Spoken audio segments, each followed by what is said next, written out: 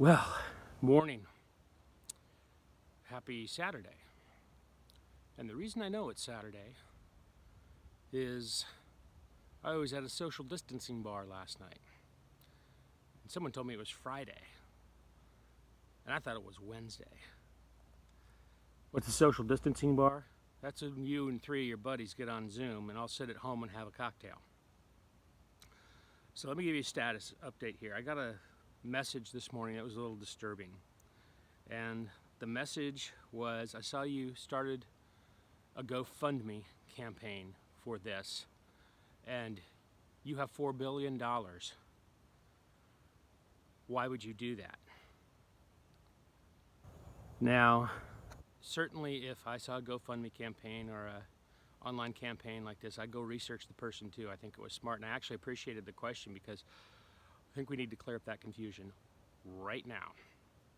So, when a guy like me does on a team, works with a team to create an ad campaign for GoPro or Samsung or Valvoline or anybody, yeah, we can generate sometimes a lot of dollars, and that's where that $4 billion number comes from, is it's sales. But these companies have an unusual accounting process that you may have heard about, and it's called keeping the money. I'm good at selling their products for them. I don't keep the money. I have a job. This is essentially what I do for a living, is I make TV commercials and I help people sell ethical products in the world. My number one rule has been make sure it works, make sure it provides a value for a real person and solves a real problem. There's tons of information about how I do that out there on the internet if you're interested. I don't expect you to be, and I don't want you to be. The point is, what we're doing here is essentially has turned into, frankly, if you're old enough to remember, Live Aid. We've created our version of a Live Aid. And right now it is literally being run from my kitchen by me with what was 7 people and turned into 30 people yesterday. It was the US. Now it is IntelliHelp Pet, IntelliHelp Ireland, Australia, Canada. I've been contacted about opening New Zealand, France, Sweden. We need to, Germany started a page, and we need to get them online today with our systems and our procedures. My point is, I can't fund this from my home checking account or my business checking account, for that matter. That's not sustainable or possible. And these volunteers are like you. They're getting by on the very little they have, and I'm trying to not ever participate in an ask other than the one that you're witnessing right now, which is we have a line of people at the door. We can't get them in fast enough because we don't have enough volunteers. We're organizing those volunteers and getting them more, but there's a lot of good people that do need to, have some soup and bread themselves so they can do what we're doing. I get up, as you can see from the activity on the threads, quite early, and I go to bed quite late, and I'm happy to do that because it's important. There's a lot of people on my team that are doing that. I'm getting text messages from people on my team, and I'm like, why are you not in bed? Because I know that they left work at 1 in the morning, and at 4:30 or 7, they're texting me going, hey, we got a problem, can you answer it? So if you're a member of the group or the general public, please don't message me personally.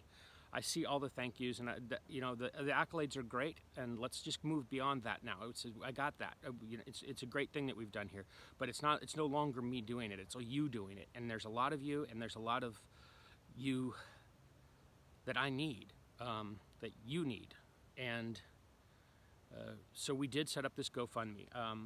Right now, I go looking at half the money as of this morning I donated.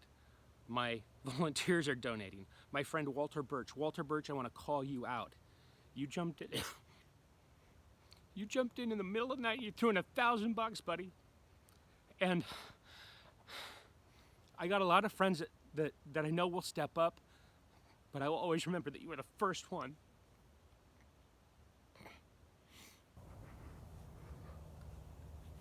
So, I'm gonna wrap this up. I'm gonna go back to my kitchen table, and one of my kids is gonna make me 2 scrambled eggs and 2 pieces of bacon, because that's my food ration for the morning. And tonight we'll have leftovers. I'm not embarrassed to say I don't normally eat leftovers. And I'm not embarrassed to say that currently we are. And because it's fair and it's smart and it's right. So yeah, I got a freezer full of food and 2 gallons of milk and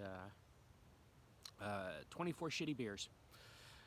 But what I really need is for starting with my close friends who I know can afford to step in and help to push this GoFundMe. And I appreciate it. I promise you that the money will be put to the exact use that we've stated. Part of it will go to pushing these videos out across Facebook. Unless, of course, Facebook, you step up and you let us do this for free. Wow, that probably got the whole video canceled right there. I hope not. But if you can do, if you can't, you can't. Give us a thumbs up. If you can't and you know somebody who can, share this video with them. As you can see, I'm making all this stuff up as I go, as far as strategy and organization. But we're doing it, and you're doing it. And right now, there's a mom sitting alone in her house with a baby who just lost her job, and she's scared to ask. And I'm scared to say no to her. And the only way I know how to get her help is to have you help me get that help to her by communicating. This is our Pearl Harbor, and what you're watching is going to expand, I'm sure, to be our Live Aid. I want to thank our international partners. I want to thank Andrew in Ireland. I want to thank Benny and Darren in Australia. I want to thank Dan who's in Germany running Canada with our Canadian team. I want to thank Rob Hendrickson, you can call him Robo, for stepping up with IntelliHelp Pets. And for all those people that are contacting me about opening other countries, we're getting to you. Contact admin. Go through even if you try to do it as a post, the team will see it as a post. And contact if you're in Spain. Geez, somebody in Spain, step up, please. Somebody in Italy, please step up. They'll find some solution to get you somewhere, but you got to have. See, the trick here is not are people getting sick and do people need things. The trick is how many good people can we get ahead of that wave who can still do distribution.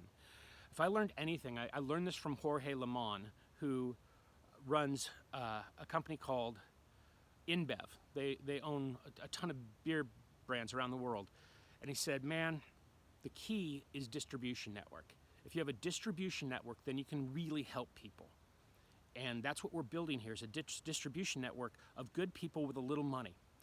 And that's what we need every single country to do, is you need to rush in with as many good people as you possibly can right now and load these systems with people that can give, so that when these asks start to scale, and they will scale, we gotta be there. We gotta have somebody in place that can answer that call for that lady, for that kid, for that family. We gotta have somebody in place. And you are in charge of putting them in place. So please, yeah, I know that the ask there is small, but my expectation is, I know how social fundraising works. I've done it a bunch of times. Blow that number out of the frickin' water. I need you to blow it out of the water. Thank you. I love you. I'm going back to work now, all right? And no, this isn't my backyard. This is a backyard that I share with about 500 other households in our little neighborhood in Austin. But as you notice, the rivers run dry.